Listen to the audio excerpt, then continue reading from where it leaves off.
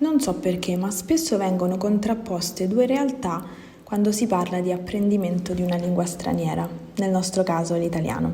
La realtà dell'italiano dei libri e dell'italiano che si parla nella vita di tutti i giorni, come se queste due cose debbano per forza essere in conflitto tra di loro. C'è chi non vuole imparare l'italiano dei libri perché pensa che sia troppo formale, c'è chi al contrario non vuole imparare l'italiano di tutti i giorni perché pensa che sia troppo colloquiale. Secondo me non si dovrebbe così categoricamente favorire una realtà a discapito dell'altra, perché queste due realtà sono complementari tra di loro. Dove non arriva una, arriva l'altra. L'italiano che si studia sui libri di testo e di grammatica ci dà le basi, ci dà la struttura, ci dà la forma corretta. L'italiano che si parla nel quotidiano ci aiuta invece con il vocabolario quotidiano e le espressioni che si usano più di frequente. E comunque però anche questo si basa su delle regole condivise tra i parlanti, perché altrimenti non ci sarebbe comunicazione. Quindi spesso si pensa che l'italiano parlato sia privo di regole, ma in realtà non è così.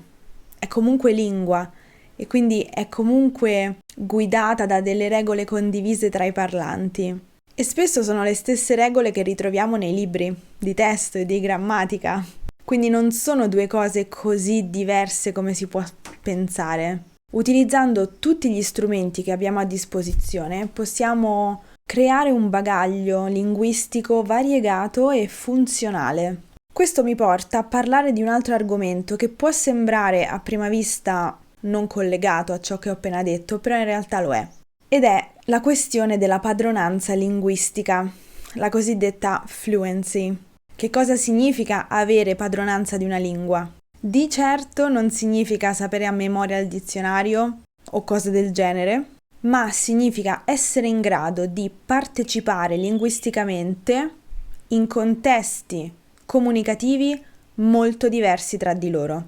Avere padronanza di una lingua significa sapersi districare tra i vari registri linguistici, saper passare da un registro all'altro in base alle esigenze, in base a dove ci si trova, in base a chi si ha davanti, in base all'argomento.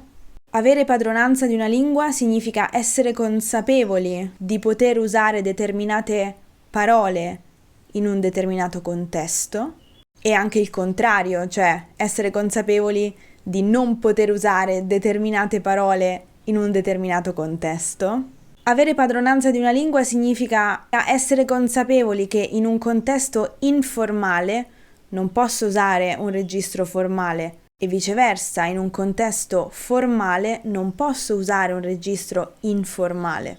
Avere padronanza di una lingua significa essere in grado di parlare con una persona al mercato, per esempio, e allo stesso tempo essere in grado di parlare con una persona in un contesto professionale più formale. Quindi, per essere in grado di fare ciò che ho appena elencato, avete bisogno dell'italiano formale e strutturato dei libri di testo e di grammatica e avete bisogno dell'informalità della lingua parlata di tutti i giorni. Questo per raggiungere una qualche padronanza dell'italiano. Quindi entrambe le realtà di cui vi ho parlato sono necessarie per costruire un bagaglio linguistico variegato, funzionale e completo, o perlomeno per cercare di costruire un bagaglio linguistico variegato, funzionale e completo. Quindi la verità sta sempre nel mezzo, non è mai a uno dei due estremi.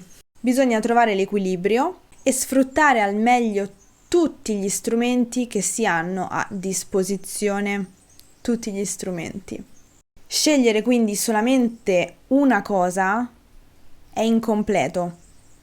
Non voglio dire che sia sbagliato, ma è sicuramente incompleto, perché tagliate fuori l'altra metà delle possibili interazioni che potreste avere, che potreste trovarvi ad avere. Ovviamente poi, come sempre, questi sono dei consigli da parte mia che voi potete decidere di accogliere oppure no. Tutto dipende da ciò che voi volete fare con lo studio dell'italiano. Tutto dipende dall'obiettivo che volete raggiungere. Questo è tutto per il video di oggi. Io vi ringrazio per avermi ascoltata e Se avete delle domande lasciatele nei commenti qui sotto. Ci vediamo nel prossimo video. A presto. Ciao! Grazie per aver guardato questo video fino alla fine. Non dimenticarti di iscriverti al canale se ti è piaciuto.